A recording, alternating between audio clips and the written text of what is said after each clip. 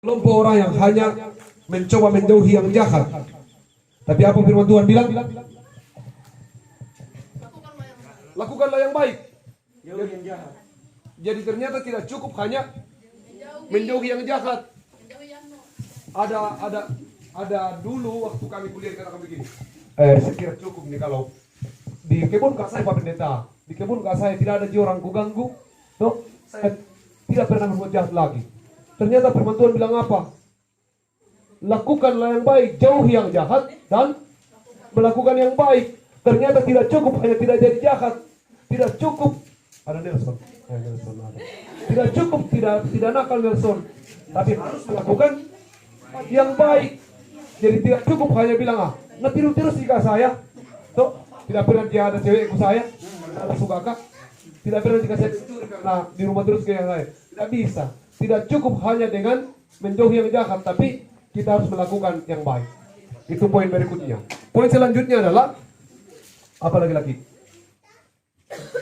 Hendaklah kasih itu jangan kurang. Bagaimana bilang pura-pura? Ikhlas betul nih. Bedakan pura-pura dengan kura-kura.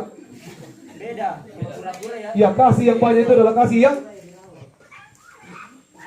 yang banyak di laki-laki. Kasih apa? Kasih yang kura-kura. Buktinya kau bilang sekira selamanya saya cuma singgah.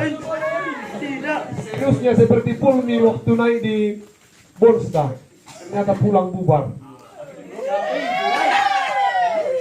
Jadi itu apa? Kasih yang pura-pura jauhi, apalagi kasih yang kura-kura. Tahu kura-kura tuh? Iya. Hanya karena persoalan kebutuhan seks saja pura-pura mengasihi orang lain. Toh, sesudah itu, sesudah peristiwa siling bubar. Lanjut. Yang kedua adalah hendaklah kamu saling mendahului dalam. Sekarang pertanyaannya, siapa di sini yang memilih mau dihormati atau mau menghormati? Yang mau dihormati siapa? Hah? Tidak ada. Yang suka kalau tidak dihormati? Tidak ada juga. Jujur Ki, semua orang mau dihormati. Ketidakjujuran kita akan membuat kita melakukan hal yang sama kepada orang lain. Sebenarnya tidak ada orang yang tidak ingin dihargai, karena itu hak manusia dan itu namanya aktualisasi diri. Tidak ada orang yang tidak mau dihormati. Itulah juga penting bagi kita mencari tempat, mencari kelompok, mencari ruang di mana orang itu dihormati. Kalau bosku di Pekang itu, dia akan pergi dengan peminum waktu dia masih jago minum. Karena di tempat di mana dia minum itu, semua orang katakan, wah, jago. Tidak mungkin dia pergi di gereja, karena di gereja tidak ada orang yang menghormatinya sebagai orang yang patut dihormati. Itulah manusia. Manusia akan menempatkan dirinya pada kelompok-kelompok yang merasa bahwa dia dihormati. Kelompok pemain bola yang hebat akan menjadi siapa? Kelompok pemain bola yang akan menghormatinya. Seorang penyanyi yang hebat akan pergi mencari di mana tempat dia dapat bernyanyi dan orang menghormatinya. Jadi tidak ada orang yang tidak ingin dihormati. Jadi sekarang putuskan dalam hidupmu adalah berusahalah lebih dahulu memberi hormat atau menghargai orang lain. Lanjut. PPR, apa lagi? Saling mengasihi. Nah, saling mengasihi sebagai saudara. Bagaimana itu mengasihi sebagai saudara? Masa Toraja bilang begini, "Yan narara na buku, masih yang diomongi lah si tambu sule." Itulah filosofi. Kalau dibilang saling mengasihi sama saudara, itu saudara seperti anjing. Kalau belum ada makanan, baku jilat-jilat. Toh? Tapi kalau sudah ada makanan, biar lebih duluan, biar mamanya ropok, lawan. Itu anjing. Tapi sesudah itu, habis itu makanan, apa terjadi sama anjing? Baku lepa lagi. Itulah bersaudara. Kita begitu bersaudara. Saya dulu waktu kami masih kumpul itu laki-laki 5, laki-laki 4, perempuan 1, berkelahi dalam banyak hal. Tapi selesai kalau ada orang mau pukul kami, ya kumpul lagi itu yang walaupun kemarin baru sudah waktu bonyok-bonyok. Itulah disebut saudara. Ini dibilang bersaudara. ikatan kita dalam kekristenan itu ikatan persaudaraan. Jangan pernah berpikir tidak akan ada masalah. Akan selalu ada masalah. Tapi bagaimana kita menjalani masalah itu sebagai saudara. Hari ini kita bertengkar, besok berdamai lagi dan saling mengampuni. Itu. Dan jangan pernah berpikir bahwa kalau saya jadi pemimpinnya tidak akan ada masalah. Akan ada masalah. Justru dalam gereja, dalam organisasi gereja lah, selalu akan ada masalah. Jadi kita harus belajar untuk menerima itu, bahwa kasih kita yang kasih persaudaraan. Hari ini bertengkar, besok baikan lagi. Besoknya bikin lagi, besok baikan lagi. Dan seterusnya sampai Tuhan datang.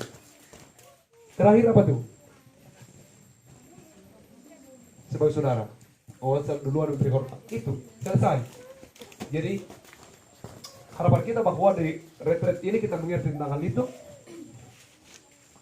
Tidak ada yang lebih hebat.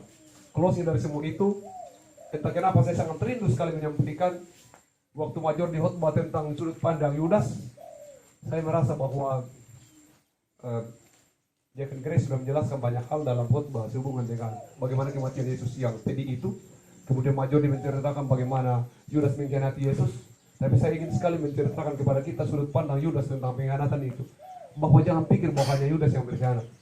Lalu kemudian menumpahkan seluruh persoalan kepada Yudas. Menuduh Yudas bahwa Yudas adalah segala-galanya. Yang paling jahat di antara 12 murid itu. Tapi kalau saya melihat sudut pandang Yudas itu adalah, Yudas sebenarnya bilang begini, nah tidak akan mungkin bunuh ini. Toh, jual ini saja. Nanti kan kita dapat uang. Dia akan lari, kalau tidak hilang ini bangkit. Tidak ada masalah ini, apa orang hebat. Toh, sudut pandang itu yang dia pakai. Makanya dia melakukan semuanya. Dan jangan pernah menganggap bahwa Yudas itu full pelanggarannya. Dia kan juga bertobat ketika peristiwa itu. Dia kembalikan uang itu. Toh, karena dia bilang saya sudah salah. Dan murid-murid yang lain jangan merasa lebih hebat dari mereka. Murid-murid yang lain juga tidur sama dengan posisi Yudas. Yudas tidak ada di tempat itu. Tapi murid-murid lain juga jatuh dalam dosa. Toh, murid-murid yang lain juga tidak ada yang tinggal waktu peristiwa itu. Semua lari. Tidak ada yang tinggal. Petrus yang masih sempat memotong telinga Malkus juga ikut dalam cerita pengkhianatan yang sama. Perbedaannya apa? Semua orang berdosa. 12 murid itu berdosa. Perbedaannya apa? Yang lain bertobat dan kembali ke jalan Tuhan. Kelemahan Yudas apa? Dia bertobat tapi dia mengambil jalan pintas dari seluruh keputusan hidupnya. Itulah kelemahannya. Kita belajar bersama untuk memaknai itu untuk apa? Di Paskah ini kita harus mengerti bahwa kita semua sama pada posisi itu.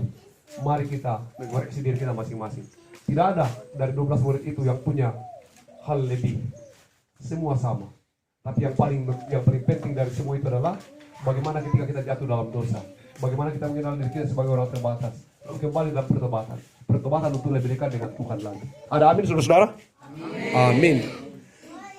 Sekali lagi kita nyanyi, lalu kemudian kita masuk di acara berikutnya. Game saya kira kita games di kolam renang. Semua membawa sarung dan sejenisnya. Nanti kita akan atur games itu dengan sebuah games ala kampung. Kayaknya belum ada di sini ini. Jadi kita akan bikin pelampung nanti dari kampung dari itu. Kalau kita perintah untuk melompat dan semuanya bikin balon-balon. Kau punya sarung, Dek? Ya, kalau yang tidak punya sarung laki-laki boleh bersama-sama sekali lompat. Oke. Saya sering bawa. Kita berdoa untuk firman Tuhan yang sudah kita dengar. Lalu kita lanjutkan yang lain. Mari kita berdoa. Senang ada di tempat ini Tuhan. Bersama-sama sebagai teman, sebagai saudara, sebagai sahabat. Yang mungkin setiap hari punya banyak pergumulan dan tantangan dalam persekutuan ini. Tapi hari ini kami harus cair dalam sebuah ikatan persaudaraan. Dalam ikatan cinta kasih Kristus. Tolong kami supaya peristiwa kebersamaan ini akan menjadi peristiwa yang kami kenang. Dan bahwa tentu kami bersuka cita Tuhan mempertemukan kami dalam satu wadah yang akan membuat kami mengenang bahwa kami pernah terikat dalam sebuah ikatan persekutuan pemuda Gereja Raja Memas Jemaat Osial Salukalando, dan kelak akan menjadi cerita baik ketika kami sudah tua atau juga ketika kami berpisah karena tanggung jawab dan pekerjaan. Ini doa kami mensyukuri firman-Mu yang mengajari kami untuk menjadi yang terbaik dan menyadari diri bahwa kami semua adalah orang-orang terbatas. Di dalam nama Tuhan Yesus kami mengucap syukur. Haleluya. Amin. Makan dulu kan? Lapar kah? Baik-baik kita makan dulu kalau memang ngan. Iya, nanti ada tinggi lampu. Oke. Kalau begitu kita makan dulu. Toh, sudah makan baru kita Tapi kita begini, untuk sesi pertama segala kegiatan di kolam diatur, supaya bagus pengambilan gambarnya dan seterusnya. Nanti sesi yang kedua silakan menyebur sesuai dengan kehendak hati, kaki duluan ke belakang kah. Oke, mari kita persiapkan diri untuk makan. Tapi sebelum kita nanti siap semua baru berdoa. Grace, biarkan Grace. Rapat-rapat karena kain implementnya rem.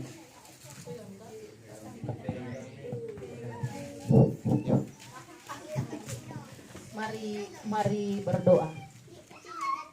Ada sukacita yang kami angkat kepadamu ya Tuhan pada saat ini, di mana kasih dan pertolonganmu beberapa kegiatan juga ibadah dapat kami selesaikan dengan baik. Bukan kemampuan kami sebagai manusia, melainkan karena campur tangan Tuhan yang terus terjadi dalam hidup kami. Ada makanan dan minuman yang akan kami nikmati bersama. Kiranya Tuhan memberkati. Biarlah dari dalamnya mengalir berkat-Mu yang akan kami pakai melanjutkan kehidupan kami, melanjutkan kegiatan di tempat ini, terlebih untuk dipakai memuji dan memuliakan nama Tuhan. Terberkatilah juga umat-umat-Mu yang ada di luar sana yang berkekurangan. Biarlah kami bersama-sama merasakan kasih dan pemeliharaan-Mu. Ini doa kami ya Bapa, dalam nama Tuhan Yesus kami berdoa. Amin. Amin. Silakan teman-teman.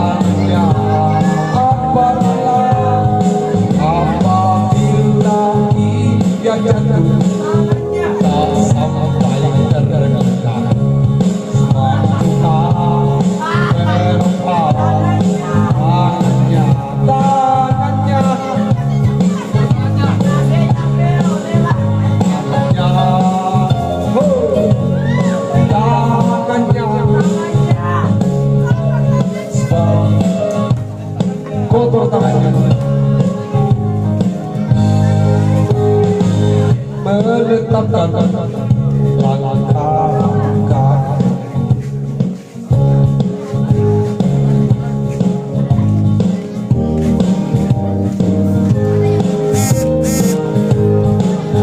apabila dia jatuh sampai